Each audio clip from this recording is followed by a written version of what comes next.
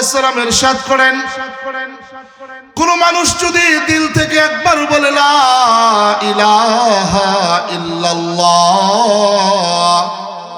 দিল থেকে বলেন না লা ইলাহা ইল্লাল্লাহ, লা ইলাহা ইল্লাল্লাহ, নবী আলাইহিস সালাতু ওয়াস সালাম বলেন আসমান আর জমিনের ফাঁকা জায়গা সমপরিমাণ সওয়াব আল্লাহ তাআলা তার আমলনামায় উঠায়া দেন। নবী আলাইহিস সালাতু ওয়াস সালাম বলেন, তিরমিজির বর্ণনা আসছে, কোন মানুষ যদি বলে লা ইলাহা ইল্লাল্লাহ, আখিরু কালামিহি লা ইলাহা ইল্লাল্লাহ ফাদাখালাল জান্নাহ, যে ব্যক্তি তার শেষ জবানের কথা হবে লা ইলাহা ইল্লাল্লাহ, আল্লাহর নবী বলেন ওই ব্যক্তি কবরে যেতে দেরি হবে, কবরটা জান্নাতের টুকরা বানাইতে আল্লাহ তাআলা দেরি করবেন না। অনেক সময় লাগে নাকি? হ্যাঁ, লা ইলাহা ইল্লাল্লাহ বলতে অনেক সময় লাগে। রাস্তা ঘাটে, মাঠে, দোকানে, চা পানে, বিড়ি পানে, আড্ডায় কত সময় চলে যায়, অথচ আল্লাহ তাআলা বলেন প্রত্যেকটা সেকেন্ডে পাই পাই করে হিসাব আমার মালিকের কাছে দিতে হবে। কথা বলেন ঠিক কিনা? নবী আলাইহিস সালাতু ওয়াস সালাম বলেন, কোন মানুষ যদি ফজরের নামাজের পরে সূর্য উদিত হওয়ার সময় কোন মানুষ যদি 100 বার বলে লা ইলাহা ইল্লাল্লাহ, অদস্ত আবাদান, সারা জীবন মরণ পর্যন্ত যদি এই আমলটা করেন, যদি বলেন লা ইলাহা ইল্লাল্লাহ, লা ইলাহা ইল্লাল্লাহ, একবার বলতে 3 সেকেন্ড লাগে, 100 বার বলতে 3 মিনিট লাগে। আপনি 3 মিনিটের জায়গায় 5 মিনিট লাগান, 6 মিনিট লাগান, 7 মিনিট লাগান, আবাদান আবাদা মরণ পর্যন্ত যদি আপনি লা ইলাহা ইল্লাল্লাহ এই আমলখানা করেন, নবী আলাইহিস সালাতু ওয়াস সালাম বলেন এই 10 দুনিয়া সমপরিমাণ একটা জান্নাতের মালিক আল্লাহ তাআলা আপনাকে বানায়া দিবে। রাজি আছেন না ইনশাআল্লাহ? এই জন্য আল্লাহকে সন্তুষ্টি রেখে আর ইবলিসকে অসন্তুষ্টি রেখে কলব আর জবান একত্র করে মাওলাকে খুশি করে আকাশ বাতাস মুখরিত করে ডাক দেওয়া যাবে তো ইনশাআল্লাহ? হ্যাঁ, সকলে মুহাব্বতে আল্লাহ আল্লাহ, হয় না? হয় না? সম্মানিত সভাপতি, প্রধান অতিথি, বিশেষ মেহমান, মাহফিল পরিচালক, মঞ্চে উপবিষ্ট যুগের শ্রেষ্ঠ সন্তান উলামায়ে কেরাম, তলাবায়ে আযম, আমার সামনে উপস্থিত আমার অতি কাছের, অতি নিকটের, অতি মুহাব্বতের, আমার প্রাণের স্পন্দন, আমার যুবক ভাইয়েরা, অত্র অঞ্চল সহ আগত অঞ্চল থেকে আগত মুরব্বী বাবাজিরা, পর্দার অন্তরালে আবেদা সালিহা জাকি আমার মা ও বোনেরা, আসুন মহান রব্বে কারীমের দরবারে লক্ষ কোটি শুকর আদায় করি যে আল্লাহ রাব্বুল আলামিন করোনার প্রাককালে পৃথিবীর মানচিত্র থেকে 10 লক্ষ মানুষকে জমিনের উপর থেকে জমিনের নিচে শুয়ে দেওয়ার পরেও সেই মহান আল্লাহ রাব্বুল আলামিন 10 মায়ের 10 সন্তানকে রাসূলুল্লাহ সাল্লাল্লাহু আলাইহি ওয়াসাল্লামের পবিত্র জবান মুবারকের ভাষায় জান্নাতের বাগিচায় আসার বসার তৌফিক দান করেছেন। এই জন্য জবান খুলে দিল থেকে শুকরিয়া আদায় করি। সকলে বলি আলহামদুলিল্লাহ। একটু জোরে বলি আলহামদুলিল্লাহ। সকলেই এক বাক্যে বলেন তো সর্বময় ক্ষমতার মালিক কে? একটু জোরে বলেন তো সর্বময় ক্ষমতার মালিক কে? সেই আল্লাহকে হাজির নাজির রেখে আবারও বলেন, শাবান মাস চলতেছে, রজব মাস আসলেই নবী আলাইহিস সালাতু ওয়াস সালাম উম্মতদেরকে বড় মায়া করে একটা দোয়া শিখাইছেন। নবী আলাইহিস সালাম বলেন, উম্মত যদি এই দোয়া তুমি প্রতিদিন 2 মাস এই দোয়া যদি তুমি পড়ো, আমল করো, আগামী 11 মাস আল্লাহ তাআলা তোমার হায়াতকে বৃদ্ধি করে দিবেন। একটু জোরে কর না সুবহানাল্লাহ।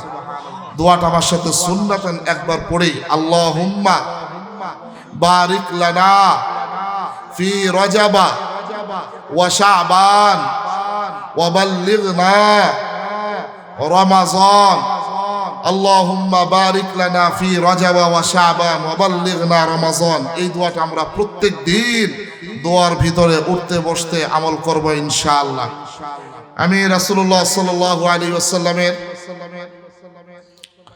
আল্লাহ তাআলা রাসূলের উপরে বিশেষ করে যে আয়াতে কারিমা নাজিল করেছেন, এর মধ্যে একটা আয়াত হলো মা আতাকুমুর রাসূলু ফাখুযুহু ওয়া মা নাহাকুম আনহু ফান্তাহু।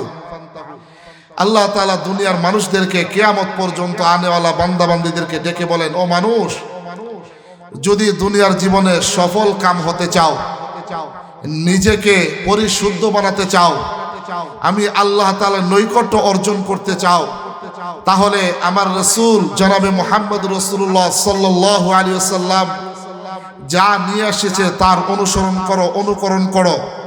যদি সেটা হয় কাজে কর্মের মাধ্যমে, যদি সেটা হয় বদনের মাধ্যমে, যদি সেটা হয় শারীরিকের মাধ্যমে, যদি সেটা হয় আর্থিকের মাধ্যমে, যেটা যেভাবে হোক আমার রাসূল যা নিয়ে এসেছেন তাকে তোমরা আঁকড়িয়ে ধরো, পালন করো, অনুসরণ করো, অনুকরণ করো। ওয়া মা নাহাকুম আনহু ফান্তাহু, আর আমার নবী যা থেকে তোমাদেরকে নিষেধ করেছে সেটাকে বর্জন করো, সেটা থেকে নিজেকে বিরত রাখো।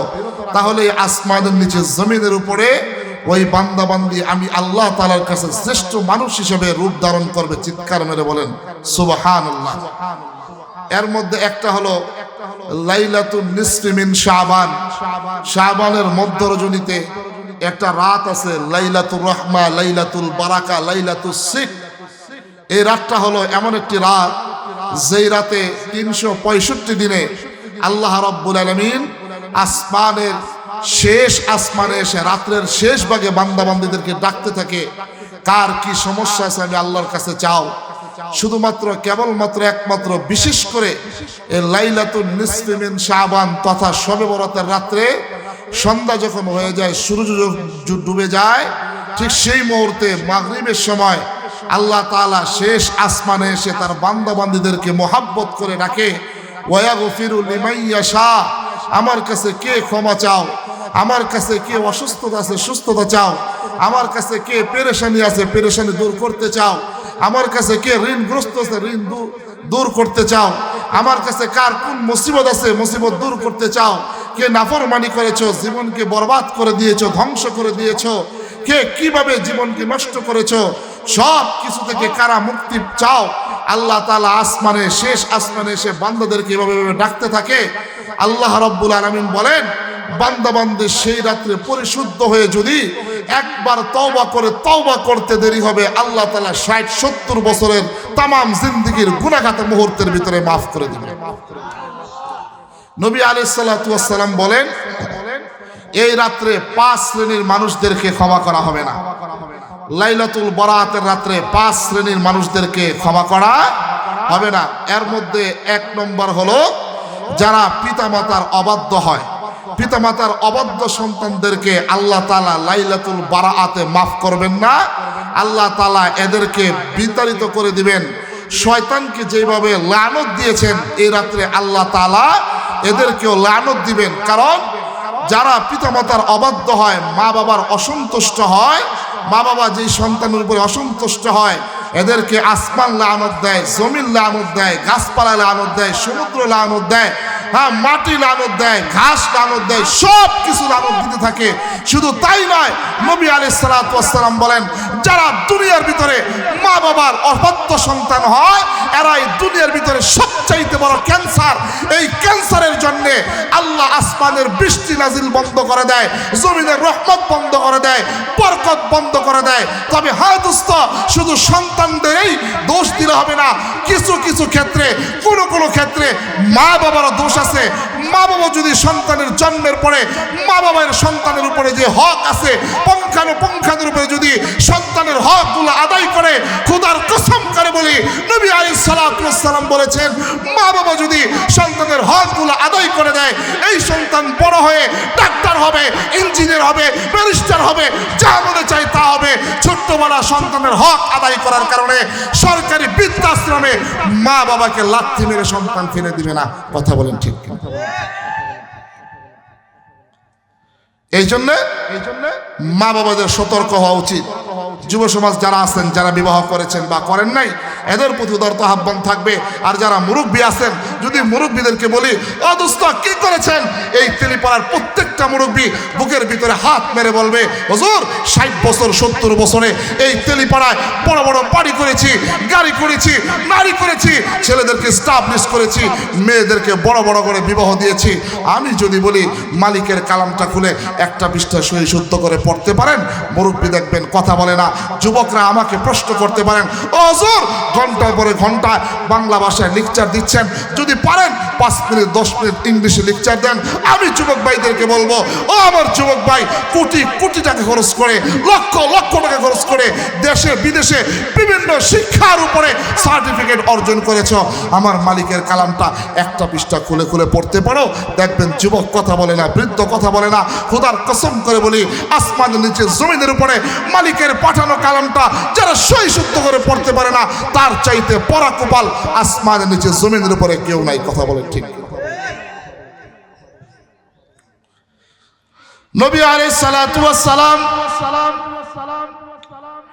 এই যে আপনারা যেইভাবে বয়ান শুনতেছেন শ্রোতা আর বক্তা, নবী আলাইহিস সালাতু ওয়াস সালাম একদিন জুমার সময় বুখারীর বর্ণনা ঘটনা বলতেছে, বানানো কোনো কাহিনী নয়। উলামায়ে কেরাম মঞ্চের মধ্যে উপবিষ্ট আছেন। নবী আলাইহিস সালাতু ওয়াস সালাম ওই যে খেজুর গাছের যে একটা ঢাল ছিল, ওই খেজুর গাছের ডালের ভিতরে হেলান দিয়ে নবী আলাইহিস সালাতু ওয়াস সালাম জুমার বয়ান করতেন। উস্তুনে হান্নানা, এমনিতেই সাহাবায়ে কেরাম সকলে পরিষ্কার পরিচ্ছন্ন হয়ে জুমার নামাজ আদায় করার জন্য চলে আসছে। সমস্ত সাহাবায়ে কেরাম জুমার নামাজ আদায় করার জন্য মসজিদে নববীর মধ্যে প্রবেশ করেছে। আল্লাহর নবী হুজরা মুবারক থেকে বের হয়ে উস্তুনে হান্নানা কাঠের ভিতরে হেলান দিয়ে আল্লাহর নবী বয়ান শুরু করে দিয়েছেন। ডাক দিয়ে বলে, সাহাবীরা, এই মুহূর্তে জিবরাইল আলাইহিস সালাতু ওয়াস সালাম আমার উপরে এমন একটা ওহী নাজিল করেছে, এই ওহীর উপরে তোমরা কি আমল করতে রাজি আছো? সাহাবায়ে কেরাম জিজ্ঞাসা করলেন, ইয়া রাসূলুল্লাহ, ইয়া হাবিবাল্লাহ, এই আমল করলে আমাদের কি লাভ, আমাদের কি লাভ? এই দুনিয়ার সিস্টেম হলো ব্যবসা বাণিজ্য করার আগে লাভটা খুঁজে। আমি যদি 10 লাখ 5 লাখ 2 লাখ 1 লাখ পুঁজি খাটাই, মাস শেষে দিন শেষে আমার কি লাভ আসবে? সাহাবায়ে কেরাম জিজ্ঞাসা করলেন, ইয়া রাসূলুল্লাহ, ইয়া হাবিবাল্লাহ, আমরা যদি আমলটা করি আমাদের কি লাভ হবে, কি লাভ হবে? নবী আলাইহিস সালাতু ওয়াস সালাম বলে, তোমরা যদি এই আমলটা করো, আল্লাহ রাব্বুল আলামিন জানায়া দিয়েছেন, একটা কবুল হজ আর একটা কবুল উমরার সওয়াব আল্লাহ তাআলা তোমার আমল নামায় উঠায়া দিবে। কারা কারা আমলটা করতে রাজি নাই? হাত তুলে।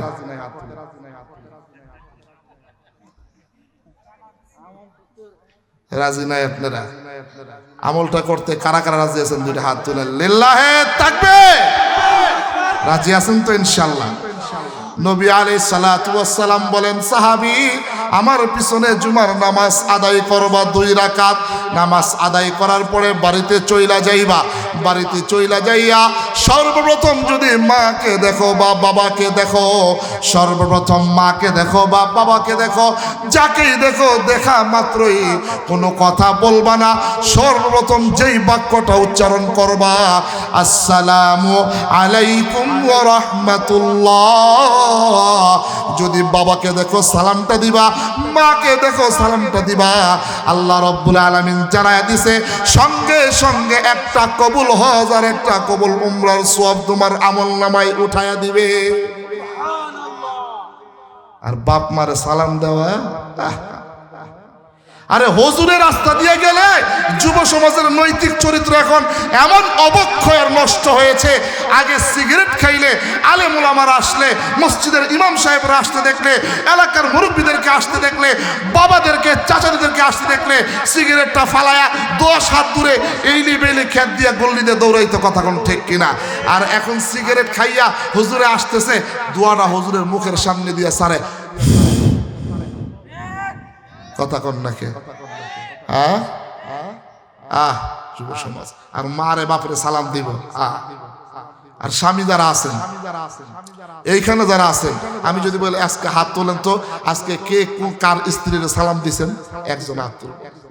আহে 9টা থেকে 6টা কাজ করে আসে, আসার পরে এই মমতাজের মা গেট খোলো, জারি দিছে আগে, অথচ আম্মাজান আয়েশা বলেন, আমি এতবার চেষ্টা করছি আমার জীবদ্দশায় যে আমার কলিজার টুকরা স্বামী পিয়ারে হাবিবুল্লাহ রাসূলুল্লাহকে সালাম দেওয়ার জন্যে, আমি সালাম দেওয়ার আগেই আমার কলিজার টুকরা স্বামী আমাকে সালাম দিয়ে দিত। চিৎকার।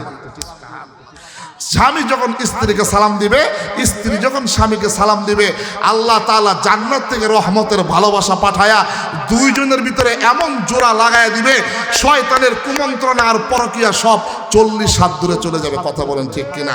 আর আজকে 6টা থেকে 9টা ক্লান্ত শরীর নিয়া, এরপরে ব্যাগ বাট নিয়া যখন স্বামী আইসা বলবে, ওই মমতাজের মা, আর মা বোনদেরকে বলতেছি, মমতাজের মা কয়ে যখন ডাক দিব, দরজাটা খুইলা আসসালামু আলাইকুম আপনি সালাম দিবেন, স্বামী দেখবেন কলিজাটা ঠান্ডা হয়ে যাবে। খাইছে রে, সারাদিন পরিশ্রম করে আসলাম, আমার কলিজার স্ত্রী আমার এত সুন্দর করে সালাম দিছে। আরে সুন্নতের আমল নিয়া জান মিয়া, সারাদিন খালি টান দিয়া কিচ্ছা কাহিনী শুনেন, বাড়ির গিয়ে জিগায় কইছিলা তেলিপাড়া ওইখানে মাহফিল জমাইছে যুবকেরা লাখ লাখ টাকা খরচ করে, মাগরিব থেকে 12টা পর্যন্ত ওয়াজ শুনছে 5-7 ঘন্টা। আচ্ছা ঠিক আছে, 5-7 ঘন্টা ওয়াজ শুনছেন, কি শুনছেন? হ্যাঁ হ্যাঁ। আরে হ্যাঁ হ্যাঁ কি? হ্যাঁ হ্যাঁ। তাহলে সুর আর সুর বাই তার ওয়াজ দিয়ে দিতে পারে নাই। আজকে বাড়িতে ওয়াজ দিয়ে আমল করবেন, আমল করার কারণে যদি একটা মানুষের জীবন পরিবর্তন হয়ে যায়, আজকে লক্ষ টাকা তার জন্য সার্থক হয়ে যাবে। কথা বলেন ঠিক কিনা? মা বোনদেরকে বলছি, স্বামী যখন সারাদিন কাজকর্ম করে চলে আসবে ঘরে, আপনাকে যখন ডাক দেবে, দরজাটা খুলেই সর্বপ্রথম আসসালামু আলাইকুম বলে স্বামীকে সম্বোধন করবেন। জিজ্ঞাসা করবেন সারাদিন খুব কষ্ট হয়েছে, হাতের থেকে বাজারটা নিয়ে রাখবেন, সুন্দর কইরা আপনি চিনি মুক্ত লেবুর দিয়ে একটা রস বানায় দিবেন। দেখবেন স্বামী খায়, গলা দিয়া কলিজার ভিতরে যায়, যাওয়ার আগে আগে আপনার প্রতি রহমত আর বরকত ভালোবাসা নাজিল হতে থাকে। কথা কোন ঠিক কিনা? আর আপনি যাইয়া স্বামীর আস্তে ডাক দিতে পারো না, বাজারে খেলে তো, এগুলা করে দেখবেন স্বামীর মন খারাপ করে দিছে।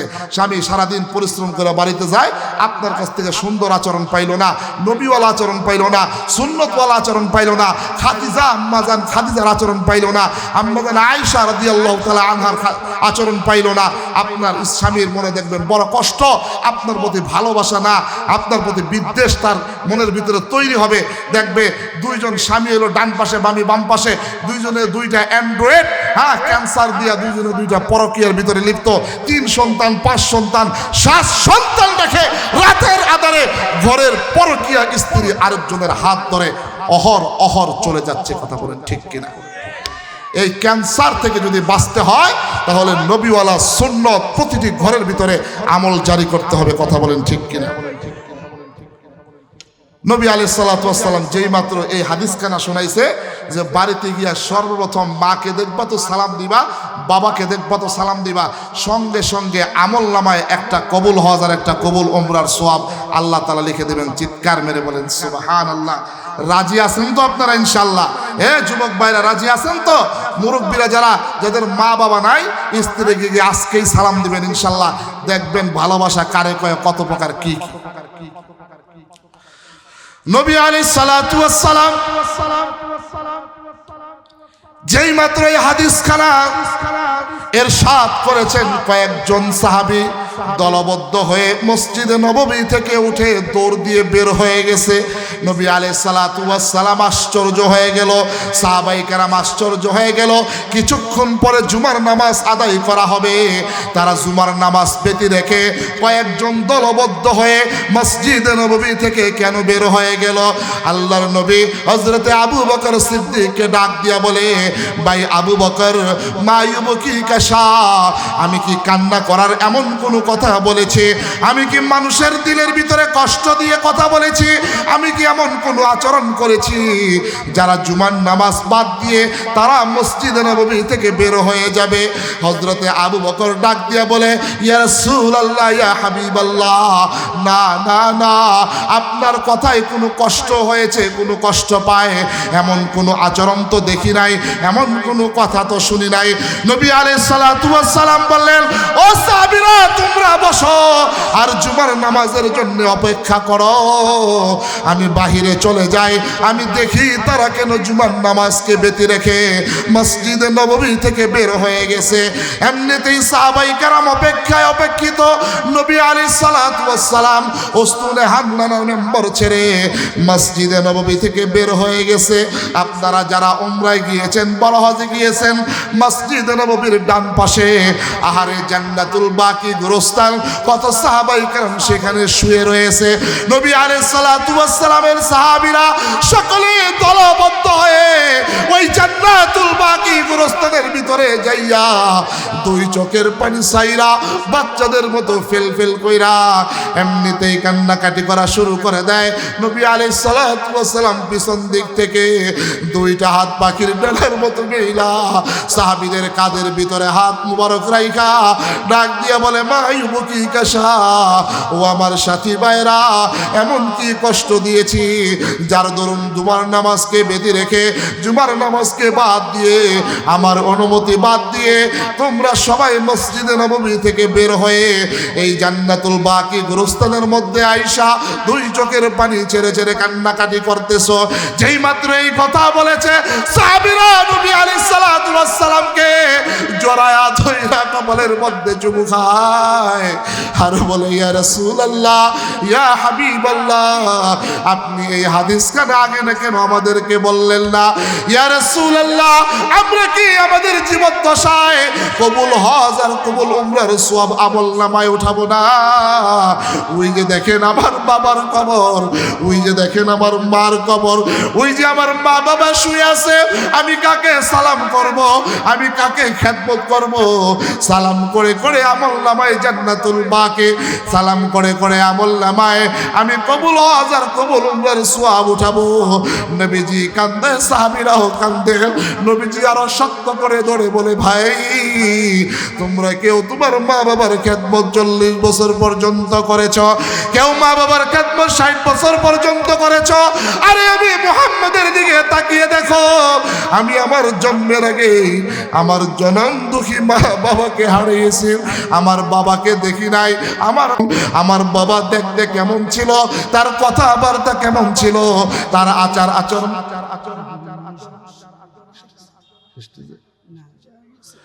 কেমন ছিল, আমি তো কোনো কিছুই দেখি নাই। আমার যখন 6 বছর বয়স, আমি একদিন মক্কার অলিতে গলিতে ঘোরাফেরা করতেছি, এমন সময় দেখি আমার বন্ধু বান্ধবের বাবা মা চলে আসছে, অন্ধকার ঘনীয় হয়ে গেছে, সন্ধ্যা নেমে আসছে। আমি দেখি আমার বন্ধুর বাবা মা আমার বন্ধুকে কোলের মধ্যে তুলিয়া কত সুন্দর করে আদর খায়, কপালের মধ্যে চুমু খায়। আমি এমনিতেই আমার কলিজা ছেড়ে যায়, আসমানের মালিকের দিকে তাকায় বলি, মালিক, আমি কি অন্যায় করেছি, কি অপরাধ করেছি? আমার বন্ধুর বাবারা তাদেরকে কত সুন্দর করে আদর করে গোসল করায়া দেয়, কত সুন্দর সুন্দর আইটেমের জিনিস কিনে দেয়। আমার কি মনে চায় না আমার বাবা আমাকে কোলে তুলে নিবে, আমাকে চুমু খাবে, আদর করবে, আমাকে মুহাব্বত করবে, আমাকে ভালোবাসবে?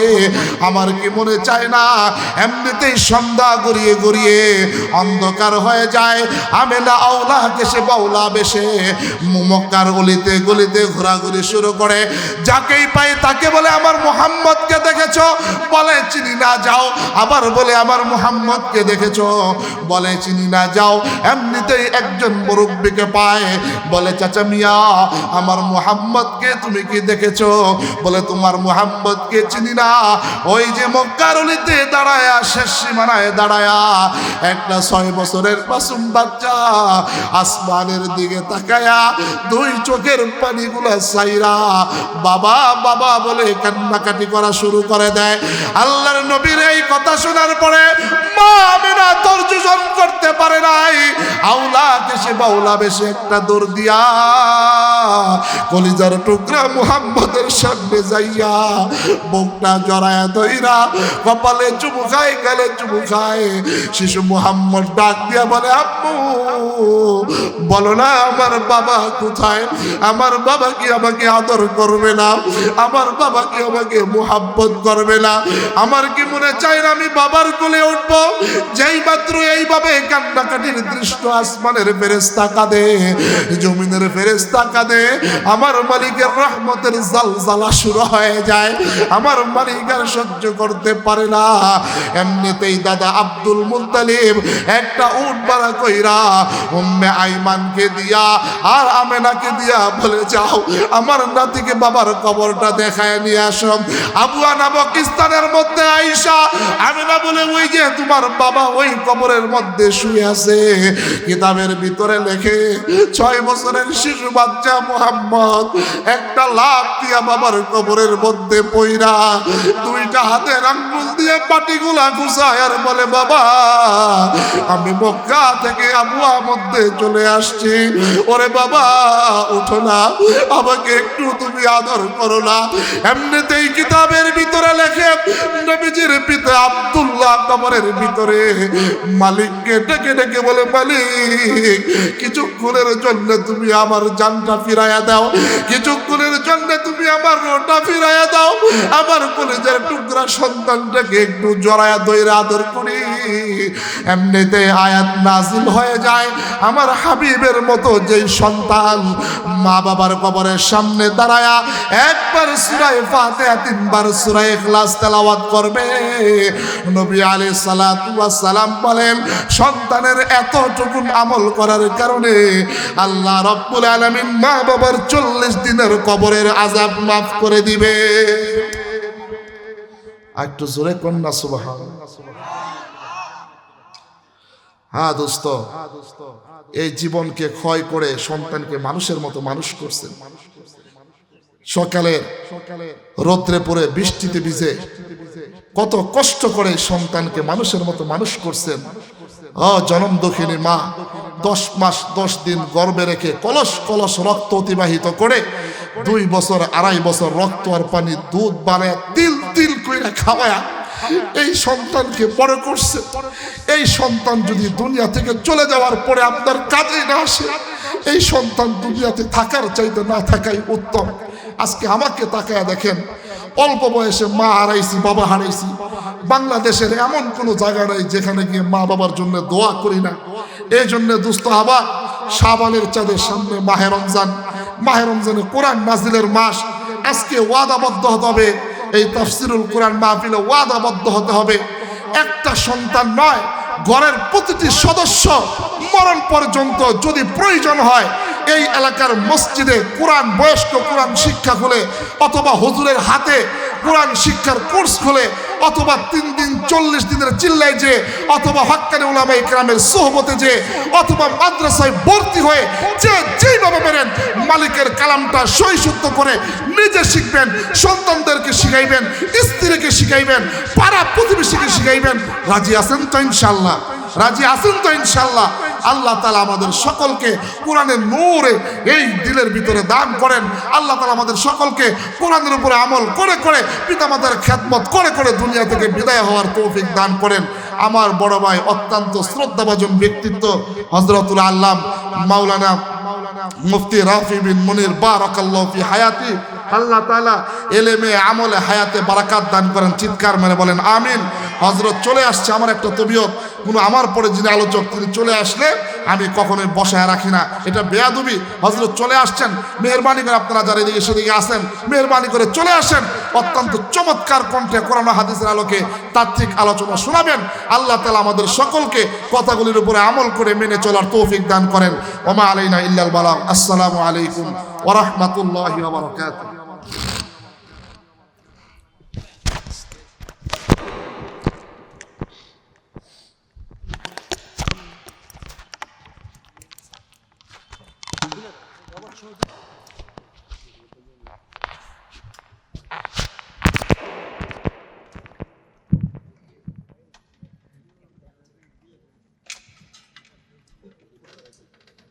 মাশাআল্লাহ, আমাদের বিশেষ আলোচক